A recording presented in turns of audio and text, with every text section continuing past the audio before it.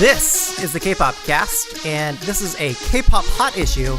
Today we'll be discussing the alleged YG censorship of hashtag Lazy Jennie YouTube videos. 머리부터 발끝까지 hot issue.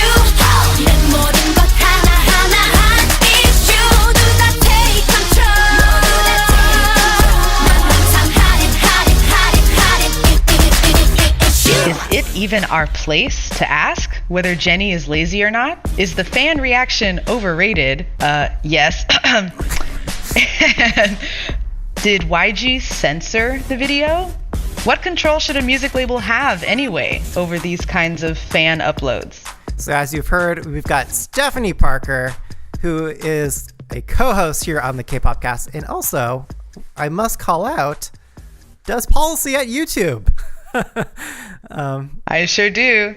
Yeah. Hopefully none of my coworkers and managers are listening. Okay, I'm going to do my best to try not to get you fired here, Stephanie, but like if we broach on any territory that's, I know what I'm getting into. Okay. Let's roll. Okay, that's great. And I got to say, you're kind of a big deal. I feel like you've been hanging out in a lot of big tech and media circles stop lately. it, Peter. Yeah, just Google Keep it Stephanie coming. Parker, everyone. Keep it up. Okay, and I am DJ Peter Lowe. I'm a K-pop DJ, but I am also a PR professional, public relations professional by my day job. So we're bringing that framework, that lens to today's conversation. A quick reminder that this is our Hot Issue series. So this is our unedited show. Like we are recording this right now, and if it sounds unpolished from our usual episodes, it's live. Yeah, it's all live. And we're doing it just so raw, we can get that uncut content. Yep, exactly. Get that content out there. Get that time-sensitive episode out and keep it rolling. Fresh out the oven. Yep. If you haven't caught our EXO episode, that's something that you should be listening to if you're a first-time listener. And so just go to just the previous episode, and that's our usual stuff. But we're talking about YG and Lazy Jennie, or allegedly YG censoring stuff, and allegedly Jennie being lazy. So if you're not familiar with the issue already, a YouTuber put out a video showing a side-by-side comparison between Jennie at her debut, as well as Jennie in the launch of a couple of their singles over the years, and showing how it was a fan cam showing her dance performances. And in those early years in 2016 and 2017, she's bringing all the energy. And then it's juxtaposed with a video or several videos from 2018 where it would appear that she's being lazy or she's not committing fully to her choreography. That's what the videos contrast, whether or not they're taking it out of context or, are making a statement that, we're not fully capable of, weighing in on. That's another separate conversation, but that's what appeared. And then the reason why I think really why we're here to talk about it today is because the original uploader of that video had their video removed by YG through copyright claims. Now, takedown, and Stephanie as policy at YouTube. Yep. Correct me if I'm getting the terms incorrect here, but it was a copyright takedown, and it was interesting because as that uploader showed, she had there's all the automated systems, but there was one that was a manual request takedown by YG Entertainment specifically. So this was a manual request to have this video taken down, and it was taken down. The takedown, of course, fueled the amplification of the issue. Yep, not a wise move. This is something that we're kind of seeing. Like, I'm not saying that it was like that was a deliberate move. I'm only reporting like what was just the facts. Yeah, what we can see. So that's the issue that we're here to discuss today. So, Stephanie, like, am I missing anything on the quick take? No. Okay.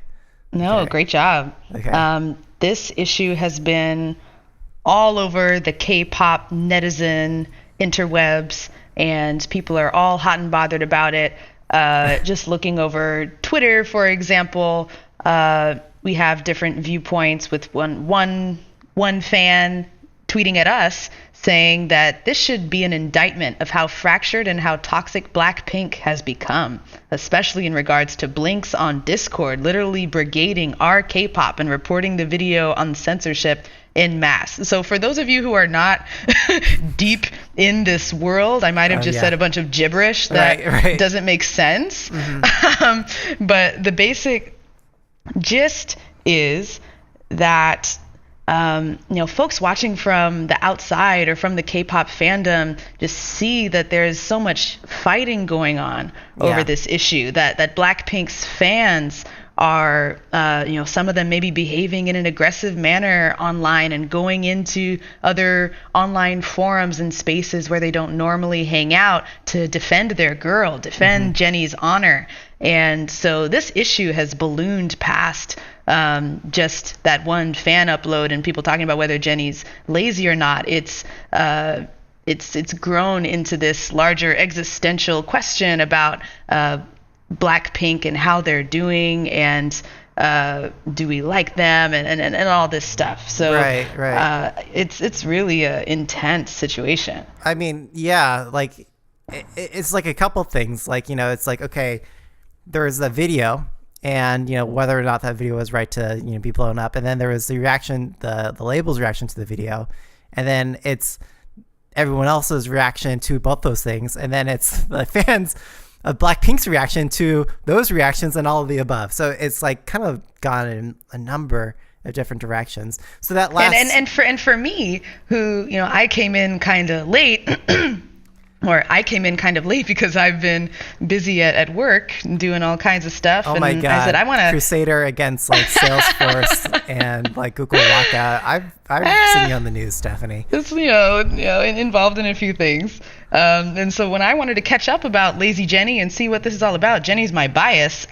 So I really needed to go see what the situation is, but the videos were taken down. So I needed to investigate and learn the truth. And I find, that the product that I used to work on at YouTube, the content ID and manual claiming tool, had clearly been used by the music label to take down this content. And now I'll let you all in. I'll set the record straight from the YouTube policy perspective. Whoa. Let's call this out. Is this a Kpopcast exclusive? Straight from YouTube? Kpopcast exclusive, straight from inside the YouTube company and the policy team. Okay, let's hear it. So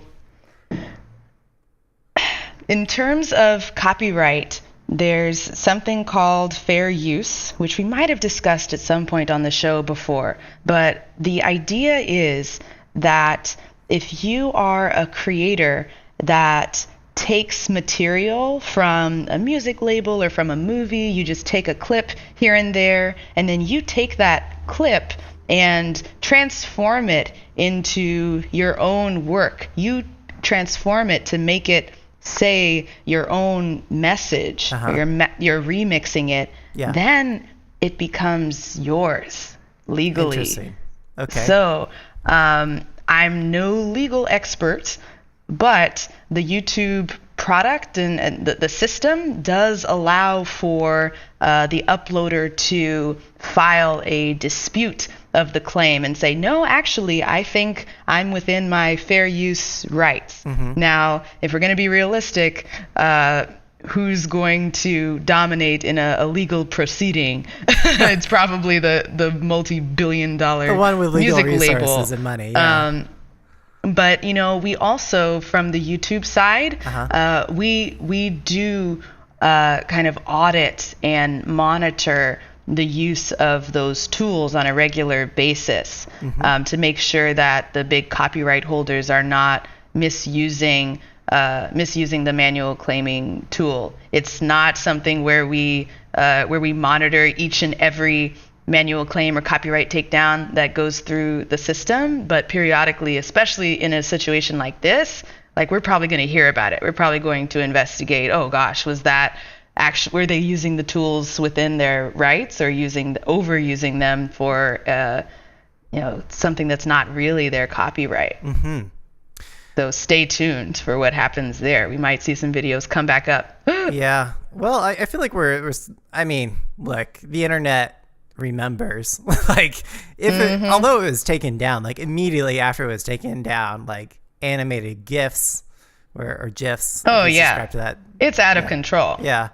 So it was everywhere. And, there's even reaction videos of the original video appearing everywhere. So, yeah, it's out there. At this point, it's like whack-a-mole, like poor, and come on, guys, it's not YG himself sitting there at midnight, like it's some poor intern. It's well, yeah, like who's up. actually executing on that? Like, sure, yeah. I mean, there's obviously a humongous team behind that, and I think it's easy for fans to personify the label to Papa YG himself, but it's like Papa YG. We don't know, who's completely. He might be given the order, yeah, but he's not doing the clicks. Sure.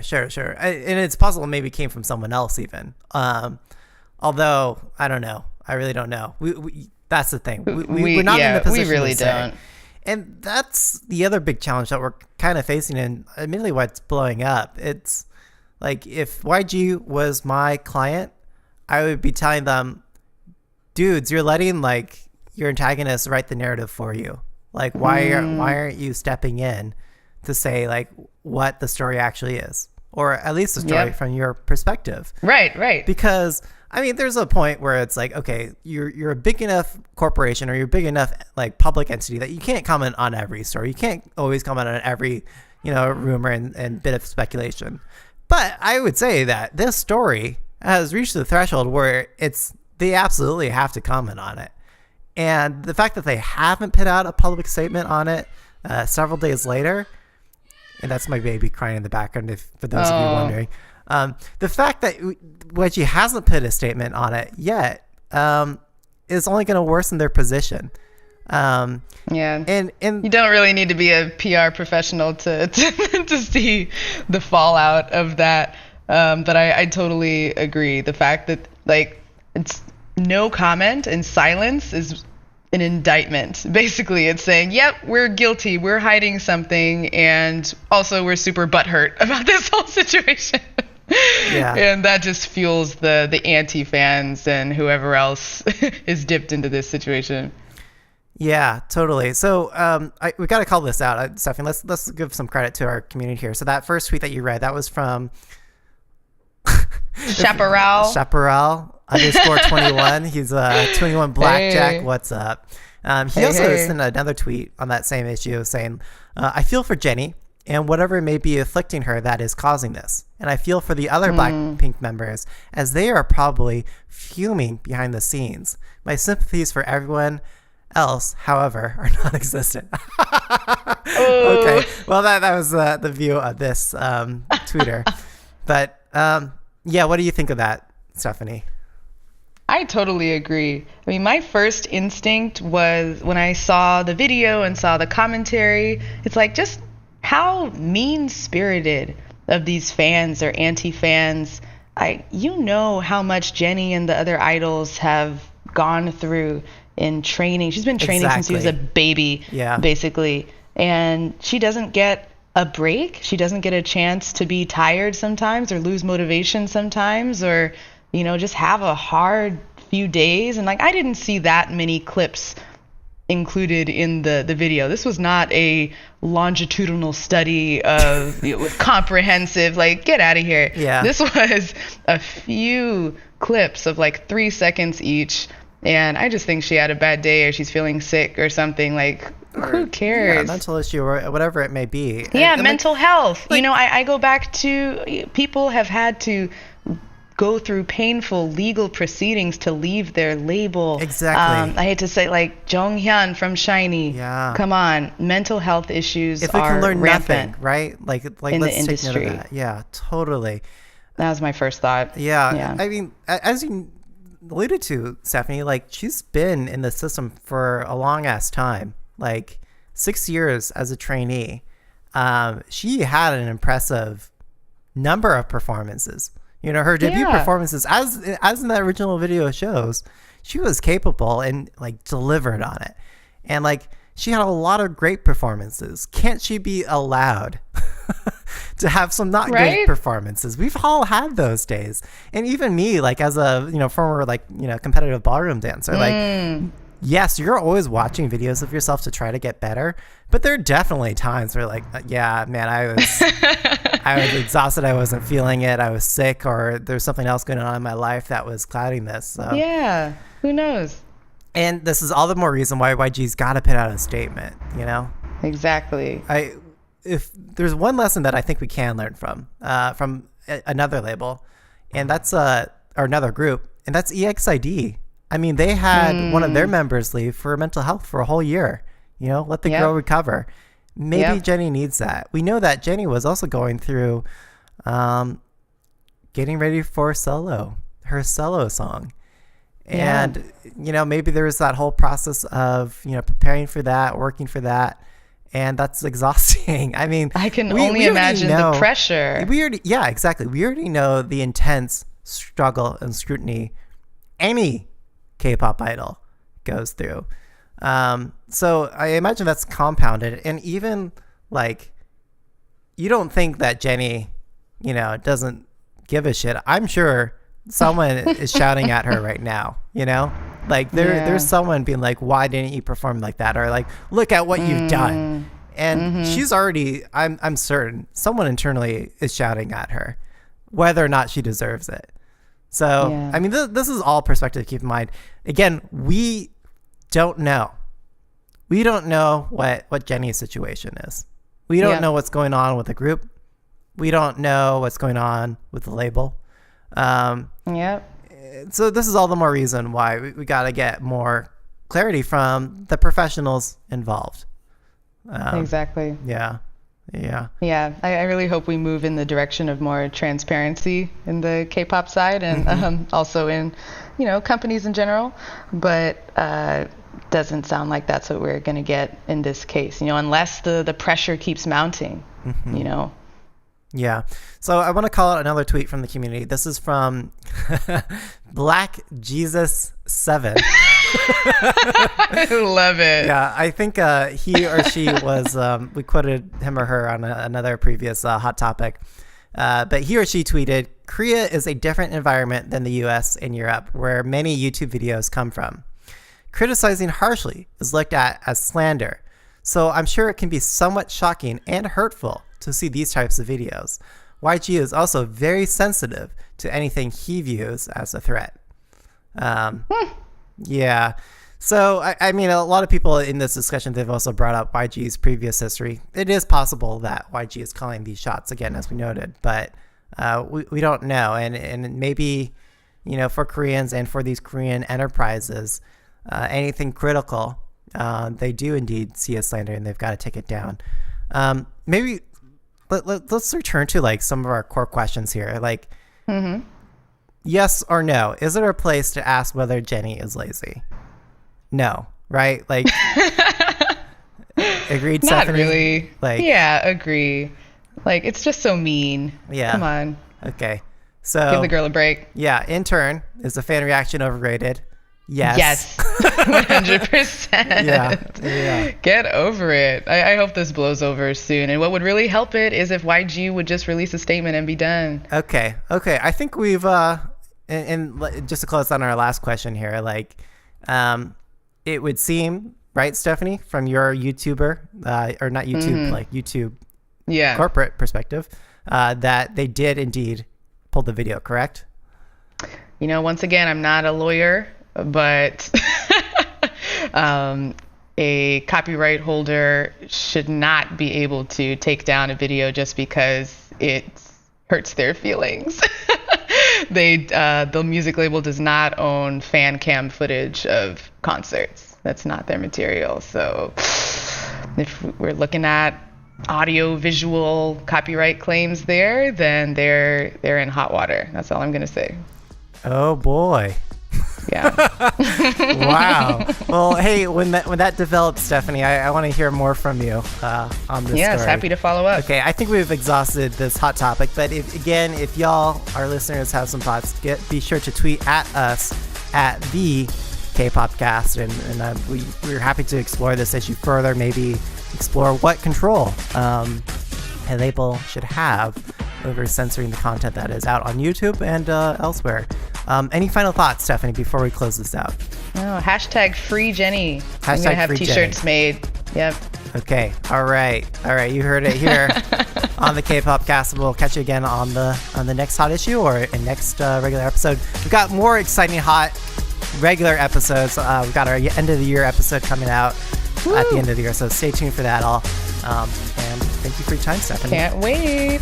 No, thank you for having me. All right. It's Stephanie, you're a co-host.